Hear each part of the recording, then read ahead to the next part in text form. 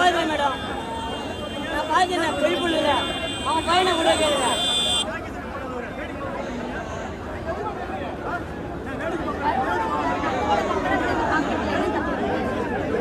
நடிகர் உள்ள போனாங்க சார், இந்த சாரு கூட கேளு. யூடியூப் சேனல்லாம் இருக்கிறேன். நான் புரட்சி தலைவர் ரசிகன். அவர் இறந்த உடனே 3 நாளாக சோறு துண்ணாம ஒருத்தன் புரிவான். நான் சோறு துண்ணேன், நான் பட்டினியா இருந்தேன், நான் எம்ஜிஆர், நான் உண்மையிலேயே பட்டினியா இருந்தவன். கட்சியில் உறுப்பினர் கிடையாது. அவர் அந்த மாதிரி அந்த தெய்வம், புரட்சி தலைவர் வந்தவர்களாக சோறு போட்ட தெய்வம். ஃபஸ்ட்டு சாப்பாடு வயிறு நிறைய போடுவார், அப்புறம் கையில் காசு கொடுத்து அனுப்புவார். அந்த மாதிரி எம்ஜிஆர் எல்லாரும் மனசுலாம் இருக்கு. அதுக்கு அடுத்த வாரிசு விஜயகாந்த் தான். வந்தவருக்கு சோறு போட்ட தெய்வம், மனசார வாழ்த்தின தெய்வம், கை நிறைய காசு கொடுத்த தெய்வம். கட்சியில் நேர்மை, ஒழுக்கம், தைரியம், யாரா இருந்தாலும் தட்டி கேட்பாரு.